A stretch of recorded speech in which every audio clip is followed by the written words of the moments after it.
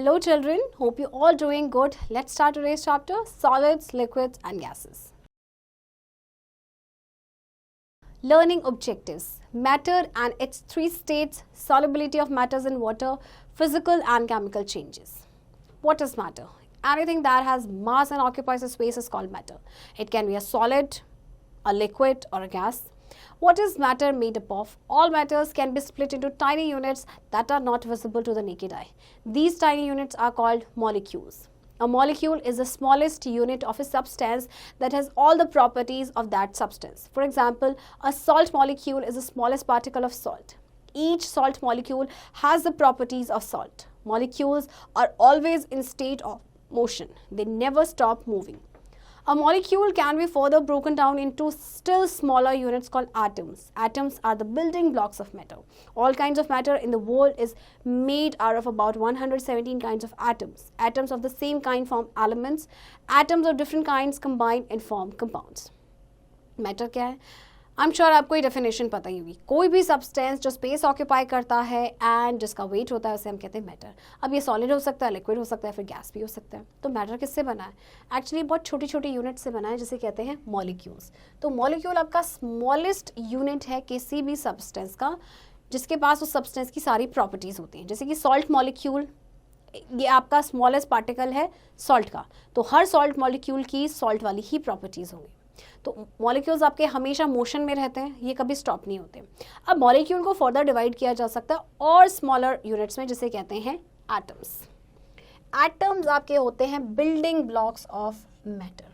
तो जितने भी मैटर्स हैं आपके इस वर्ल्ड में वो आपके बने हैं 117 काइंड्स ऑफ एटम्स से. तो एटम्स सेम तरह के होंगे तो वो एलिमेंट्स बनाते हैं और डिफरेंट काइंड्स के होंगे कंबाइन होकर कंपाउंड्स बनाते हैं. Three states of matter. Solid. Solids are fixed shape and size. It is because there is a strong force of attraction between the molecules of a solid. Due to this, the molecules are packed very close to one another. Solids may be hard, for example, stone, table, chair, etc. or they may be soft like paper, powder, cloth, etc. अब देखो solid की fix shape होती है और size होती है क्योंकि इनके बीच के जो मॉलिक्यूल्स होते हैं उनके बीच में काफ़ी स्ट्रॉन्ग फोर्स ऑफ अट्रैक्शन होता है. राइट यानी कि जो मॉलिक्यूल्स हैं तो बहुत ही क्लोजली पैक्ड होते हैं जैसे कि आप इसमें देख सकते हैं. राइट इनके बीच में देखिए स्पेस ही नहीं है. Liquid, there is no fixed shape and size of liquids. They take the shape of the container into which they are poured और कैप्ड. अब देखिए लिक्विड्स की कोई भी फिक्स्ड शेप या साइज नहीं होता है. राइट ये जिस कंटेनर में हम इसे पोर करेंगे उसका साइज ले लेता है, उसका शेप ले लेता है. Unlike solids, molecule liquids are not very closely packed as they have less force of attraction between them. This results in the free movement of molecules in a liquid. That is why liquids can flow easily. They have a fixed volume which can be measured as well. Water, petrol, soft drink and milk are some liquids. अब देखिए liquids में क्या है, इनके molecules देखिए, इनके बीच में gap थोड़ा ज़्यादा है ना. तो इनके बीच में आपके जो इंटरमोलिक्यूलर फोर्स है वो कम है आपका सॉलिड के कंपैरेटिवली. अच्छा इनका वॉल्यूम तो फिक्स्ड होता है, इनको हम मेजर भी कर सकते हैं. राइट और क्योंकि इनके बीच में फ्रीली मूव करते हैं इनके मॉलिक्यूल्स तो ये लिक्विड्स इजीली फ्लो करते हैं.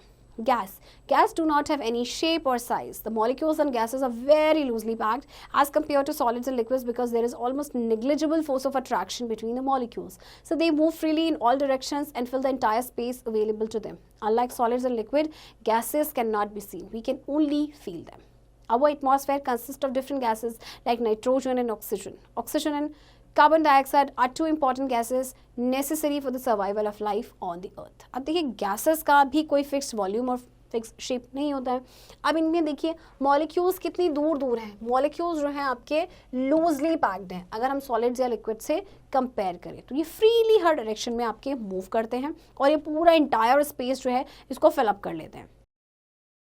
Our atmosphere consists of different gases like nitrogen and oxygen. Oxygen and carbon dioxide are two important gases necessary for the survival of life on the earth. हमारे atmosphere में different gases हैं जैसे nitrogen है, oxygen है. Oxygen हमारे लिए कितनी important है एंड कार्बन डाइऑक्साइड भी बहुत इंपॉर्टेंट है.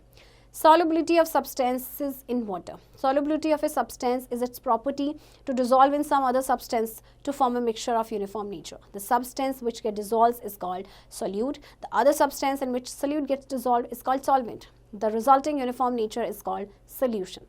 अब देखिए किसी भी सब्सटेंस की सॉल्युबिलिटी जो है, इसका प्रॉपर्टी है कि वो किसी दूसरे सब्सटेंस में डिजोल्व हो रहा है। तो देखिए जो सब्सटेंस आपका डिजोल्व होता है that is called solute, and जो दूसरा सब्सटेंस उस सोल्यूट को डिसॉल्व कर रहा है वो है आपका solvent, and solute plus solvent से आपका बनता है solution. Okay, let's do it. Take a beaker, half filled water, add a tablespoonful of glycerine to it, stir well, the two liquids mix together and appears as one liquid. We say that these two liquids are dissolved in each other, they are said to be miscible. अब आप एक beaker लेंगे आधा पानी से भरा हुआ, उसमें ग्लिसरीन डाल देंगे चूँकि दूसरा लिक्विड है, दोनों को स्टर करेंगे और अब आपको ऐसा लगेगा जैसे कि एक ही लिक्विड है। तो जो लिक्विड्स आपस में डिसॉल्व हो जाते हैं उन्हें हम कहते हैं miscible. Solubility of solids in water. We have learned that substances like sugar and salt are soluble in water. This means their molecules find space between the molecules of water. Add a few crystals of potassium permanganate to water. See how the color spreads. Is potassium permanganate soluble in water? Can you name some substances that are insoluble in water? देखिए आपने sugar या salt के बारे में पढ़ा है कि पानी में सॉल्युबल है। इसका मतलब क्या है कि इनके जो मॉलिक्यूल्स हैं बीच में स्पेस हैं वाटर के जो ये फिलअप कर लेते हैं, राइट। अब जैसे कुछ क्रिस्टल्स आप डालेंगे पोटेशियम परमैंगनेट में वाटर में तो आप देखेंगे कि कलर स्प्रेड हो जाता है। तो क्या पोटेशियम परमैंगनेट सॉल्युबल है वाटर में, और क्या आप ऐसे सब्सटेंस का नाम बता सकते हैं जो वाटर में इनसॉल्युबल है? So let's check it out. Solubility of gases in water. Alcohol is another liquid that is miscible in water. Kerosene, however, cannot be dissolved in water and is called immiscible. Have you seen a painter removing paint off his hands using turpentine? Why does he not use water?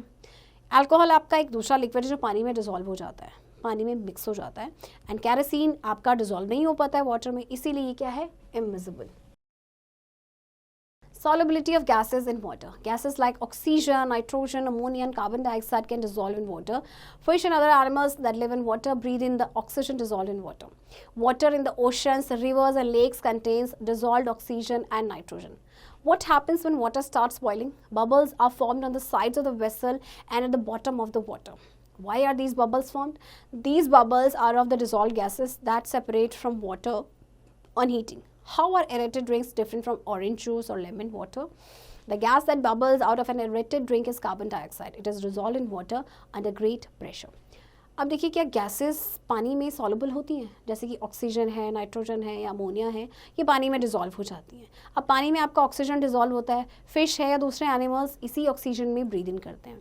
Water जो आपका oceans में है या reverse में है उसमें आपका oxygen भी होता है, आपका नाइट्रोजन भी होता है। देखिए जब वाटर बॉईल होना स्टार्ट होता है तो क्या होता है, बबल्स बनते हैं। ये बबल्स क्यों बनते हैं? एक्चुअली इनमें गैस डिसॉल्व होती है वाटर में जो सेपरेट होना स्टार्ट हो जाती है हीटिंग पे। अब आपका जो एरेटेड ड्रिंक्स है वो ऑरेंज जूस या लेमन वाटर से किस तरह से डिफरेंट होता है? एरेटेड वाटर में आपकी कार्बन डाइऑक्साइड गैस डिसॉल्व होती है under great pressure. Physical and chemical changes in matter. Heating or cooling brings about changes in matter. Sometimes matter changes in states. For example, ice on heating changes to water. That is, the state of water changes from solid to liquid. Sometimes matter changes altogether to form a new substance. अब देखिए कई बार क्या होता है, heating या cooling की वजह से मैटर में चेंजेस आ जाते हैं। कई बार मैटर अपनी स्टेट चेंज कर देता है, राइट। जैसे आइस को आप हीट करोगे तो वो वाटर में चेंज हो जाता है, यानी कि सॉलिड अब लिक्विड में चेंज हो। और कई बार क्या होता है कि मैटर चेंज होता है और उसके बाद एक नया सब्सटेंस बन जाता है। Physical change, a physical change is a temporary kind of change which can be reversed. Let us check out some examples of physical change. अब देखिए फिजिकल चेंज आपका टेम्पररी होता है जिसको हम रिवर्स कर सकते हैं। फॉर एग्जाम्पल वाटर को आप कूल करेंगे तो आइस बनेगा, आइस को हीट करेंगे तो वापस वो वाटर बन जाएगा। इसी तरह से वाटर को आप हीट करेंगे वाटर वेपर बनेगा, कूल करेंगे तो वाटर अगेन बन जाएगा।